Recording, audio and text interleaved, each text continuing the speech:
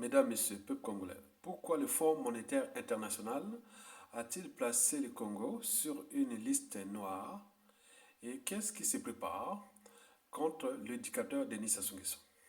Mesdames, Messieurs, peuple congolais, d'abord, pourquoi le Fonds monétaire international a-t-il placé le Congo sur une liste noire? Selon Nike Branson, analyste politique et économiste, le régime du dictateur Denis Sassou Nguesso a été placé sur une liste noire des pays non solvables par le Fonds monétaire international.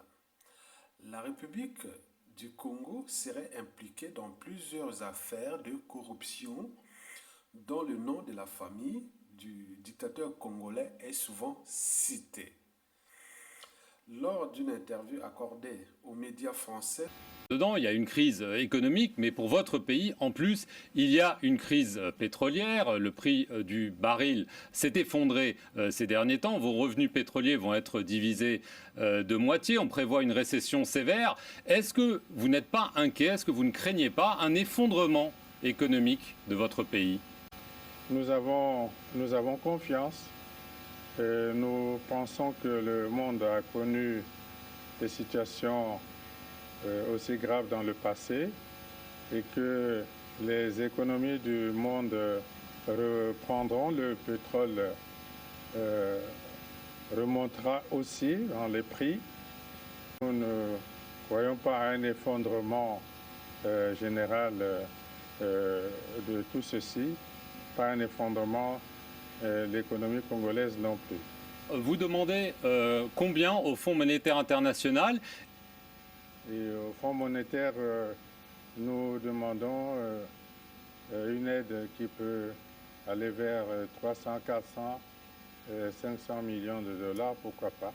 Ce dernier avait évoqué l'idée d'une aide financière de la part du Fonds monétaire international et ne croyait visiblement pas à un effondrement de l'économie congolaise. Peine perdue. D'un côté, le FMI ne va pas lui donner l'argent et de l'autre côté, l'économie congolaise s'est effondrée totalement. Mesdames, Messieurs, alors pourquoi le Fonds monétaire international a-t-il placé le Congo sur une liste noire? D'abord, dans toute organisation, qu'elle soit État, entreprise ou association, quand il y a un dysfonctionnement, c'est celui qui a la tête qui en est responsable. Le poisson pourrit toujours par la tête. Si vous placez à la tête d'un pays quelqu'un qui ne respecte pas les fondamentaux des règles économiques, financières et de business, on voit bien les résultats de ce riche pays qui a été surendetté pour rien, ruiné et détruit. Vous savez que Sassou Nguesso, c'est quelqu'un qui n'a jamais tenu ses engagements. Sassou Nguesso n'a cessé de faire la malgouvernance. Ça dure depuis des années, depuis 40 ans déjà. Et n'oublions pas que Denis Sassou Nguesso n'a pas su gérer l'abondance. Comment pourra-t-il gérer la pénurie? Le Congo-Brazzaville fortement touché par la crise économique, comme tous les pays producteurs de pétrole en cette période de pandémie. Le Congo-Brazzaville négocie de nouveau un prêt avec le FMI alors que le précédent a été annulé pour cause de non-respect par les autorités congolaises des conditions d'obtention. La demande d'aide d'urgence du Congo-Brazzaville, examinée par le Fonds monétaire international, le pays souffre de la baisse drastique des recettes pétrolières en cette période de pandémie. Oui, mais voilà, où en sont les négociations? Comment se déroulent-elles alors que les relations entre le FMI et Brazzaville sont compliquées? Élément de réponse avec Florence Maurice. Selon nos informations, la demande d'aide introduite par Brazzaville auprès du FMI porte sur 300 millions de dollars et son examen est toujours en cours. Le FMI a demandé à Brazzaville de lui fournir un certain nombre de garantie, explique une source au sein de l'institution, notamment le détail des opérations financières au premier trimestre et des mesures de soutien prévues pour les entreprises en cette période de pandémie. La décision d'accorder ou non cette aide est en revanche dissociée, assure cette source au sein du FMI, de l'épineuse question de la dette contractée par le Congo auprès de plusieurs négociants en pétrole, une dette d'1,5 milliard de dollars qui empoisonne depuis longtemps les relations entre le Fonds monétaire et Brazzaville. Lorsqu'en juillet dernier, le FMI avait finalement accepté de voler au secours du Congo en lui accordant un prêt de plusieurs millions de dollars sur 3 ans. C'était à condition que Brazzaville négocie une décote de 30% de sa dette avec les pétroliers afin de la rendre soutenable, explique un économiste, une condition toujours pas remplie 10 mois plus tard, ce qui a poussé en décembre le FMI à suspendre ses versements, un contexte de négociation qui en inquiète plus d'un en cette période de grande turbulence pour l'économie du pays. Nous avons perdu la confiance des institutions financières internationales, redoute une source congolaise proche de ce dossier. N'oublions pas que c'est Sassou Nguesso depuis 2019 que le FMI l'avait mis en sursis. Il dit non, mais pour te donner un peu d'argent, donc il faut que tu appliques les 48 mesures du FMI. Donc depuis le 11 juillet 2019 jusqu'à nos jours, au mois de mai 2020, il n'a appliqué aucune mesure. Parce que lui, il sait bien qu'il a son protecteur, qui est la France-Afrique, qui lui donne des coups de main, mais et pour combien de temps encore? Donc Sassou Nguesso ne faisait qu'à sa tête. Et donc, avec le Covid-19, qui fait partie des facteurs conjoncturels, c'est pas structurel. Au niveau structurel, c'est que le pays-là ne s'en sortira jamais tant que Sassou Nguesso sera là au pouvoir, du point de vue structurel. Il n'a jamais diversifié l'économie. Il n'a fait que la politique de la rente pétrolière qu'il a gérée de manière opaque. Les autres ressources naturelles, dont le bois, les minéraux, sont gérés toujours de manière opaque. L'économie est toujours tout au noir. Et donc, on ne peut pas comprendre que l'argent du contribuable international, qui la plupart vient des contributeurs d'autres pays, et n'oublions pas l'argent qu'ils empruntent chez les banques, c'est des investisseurs. Donc lui prend cet argent, ils viennent s'amuser. Et à l'époque, on annulait ses dettes à la queue et il faisait comme il voulait. Maintenant, là, le monde a changé, tout a changé. Donc il est coincé. Mais il y a aussi cette volonté de le faire partir parce qu'il a pris un peu quelques assurances, quelques libertés contre les libertés fondamentales, contre les droits fondamentaux de son peuple, d'un pays qui est en danger, d'un peuple qui est en danger.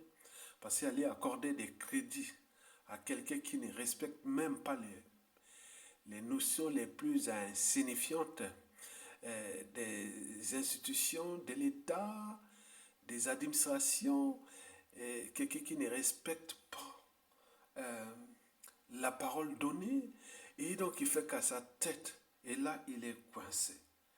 Donc, Sassou Nguesso, c'est du lourd en termes de crimes contre l'humanité. Il est encore en liberté. C'est aujourd'hui parmi les dictateurs d'Afrique qui sont encore au service, au pouvoir. Sassou Nguesso au top 1, au premier rang des dictateurs africains qui sont encore en liberté, en exercice. Celui qui a le capital d'essai le plus élevé de toute l'Afrique, plus d'un million de morts. En plus, il a surendetté pour rien un riche pays, il l'a ruiné, il a fait ceci. Donc, la notation du Congo, ça descend, puisque ce pays-là qui comptait que sur le pétrole, avec des dettes colossales, on ne sait pas où est parti les milliards d'argent qui sont ils ont volatilisés par-ci, par-là. Donc, ça est les dangers. On ne sait pas là où il peut sortir. Donc, on ne va pas aller donner l'argent à quelqu'un, surtout qui n'a jamais changé de pratique politique.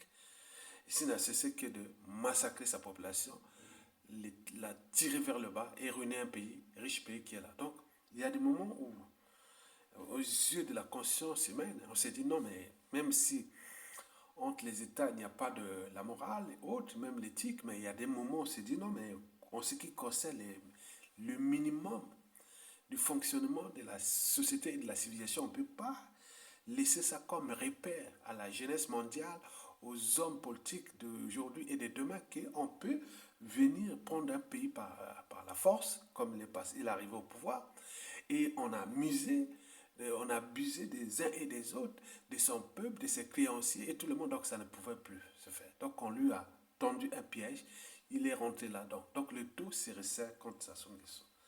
Donc on l'empêche de faire ce qu'il a toujours fait contre ce peuple-là. Et notons au passage qu'il a aussi beaucoup d'embrouilles avec ses anciens créancier qui n'a pas remboursé ses dettes. Donc aujourd'hui, on veut sa peau. Donc c'est un processus qui va aller jusqu'à la ruine de ce pays, à la chute inévitable de ce dictateur. Parce qu'on ne joue pas au dictateur sans argent. Parce que déjà pour financer ces mercenaires qui essaient de massacrer les populations, pour financer ces moyens de pression qui essaient de terroriser, traumatiser la population, pour financer sa sécurité, mais il y a un coût, il y a l'argent, il faut l'argent, il n'en a plus. Mais pour faire fonctionner un semblant de pays, il faut de l'argent, mais là, il n'y en a plus. Et donc là, il va rentrer tout droit dans le mur. Donc, il est cerné, les deux se resserrent, c'est un oiseau qui est en train de voler, qui est là, qu'on est en train de le déprimer, au moment qu'il va voler, il est rattrapé. Mesdames, Messieurs, donc les jours du dictateur sont comptés. Alors, qu'est-ce qui se prépare contre lui actuellement? D'abord, il y a une unanimité de tous les grands résistants de ce pays. Qu'on dit, il faut que ce pays se fracasse. Il ne faut pas lui donner l'argent. Que les populations soient dans la merde totale et c'est bien comme ça. On n'a pas pris les responsabilités avant. On s'est fait rouler par les hommes politiques. Bon, ben là, c'est un autre problème qu'on verra ça après. On n'a pas eu une armée pour prendre ces mesures pour sauver non seulement le peuple et la nation. Ils l'ont laissé faire. Bon, donc là, la communauté internationale est aussi quelque part avec leurs obligations parce qu'ils ont oui, on ne laisse pas, même si, oui, les États n'ont pas des intérêts, hein. On n'a que des intérêts, on n'a pas d'amitié. Même au niveau financier, c'est pareil. Hein. Donc, à un moment donné, il faut rembourser les dettes, il faut faire ça. Donc là, c'est coincé au niveau international. Donc, il va quelque part inviter les Congolais eux-mêmes dans leur lâcheté, aller jusqu'à aussi accompagner la chute. Mais, en réalité, aujourd'hui, l'unanimité s'accorde qu'il faut laisser les tyrans dans ces problèmes pour que ce pays-là devienne dans la merde totale. Là, déjà là, il faut les laisser. Il ne faut pas donner l'argent parce que ce pays-là ne décollera jamais tant que ça sera là. Et donc, les problèmes des FMI, des créanciers, des dettes privées transformées en dettes publiques, des magots qu'ils ont cachés par-ci par-là, on ne pourra résoudre ça que quand Sassou Nguesso ne sera plus là. Donc c'est l'enjeu. Donc il faut crier que le peuple est dans la merde et tout compagnie. C'est lui-même qui a engendré ça. C'est lui-même de gérer ça s'il a un cerveau, de transformer, de faire le miracle maintenant, que d'attendre les donations, les aides, les crédits qu'il laisse aux générations futures. Déjà la dette là, avec la Chine qui est déjà opaque, il est dans l'opacité totale, qu'une partie qu'il allait régler ça avant 2021, 30% de cette dette, et les 70%, ça devait être en janvier 2046. Et ce monsieur-là, à 80 ans, est-ce qu'il va être là encore en vie en 2046? Et donc, vous voyez que c'est une responsabilité qui, en partie, tient du modèle France-Afrique. Donc, nous sommes là, quelque part, en train de gérer les conséquences de la France-Afrique. Mesdames, Messieurs, donc, sur le plan de l'aide ou des crédits et autres, donc on n'en veut pas. On ne veut pas de ces crédits. On ne veut pas. Et d'ailleurs, beaucoup cherchent même à aller jouer à la jurisprudence. Ça veut dire que si vous donnez l'argent à Sassou, c'est vous-même, le Congo, qui vient dire que ce n'est pas notre dette.